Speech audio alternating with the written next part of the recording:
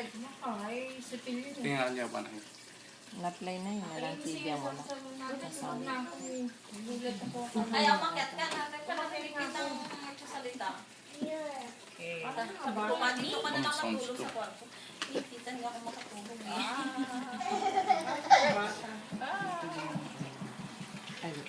Sabi sila na Angel.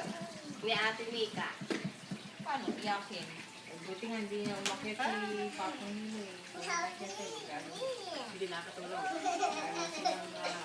Sa bulabo.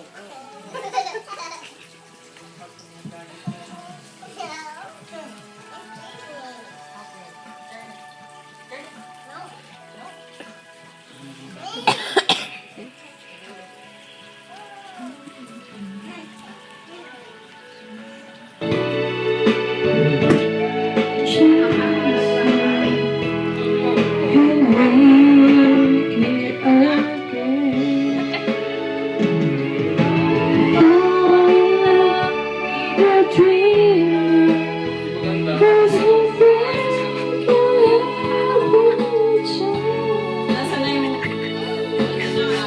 Naisip ko pa kung saan kasi nandun kasi nila.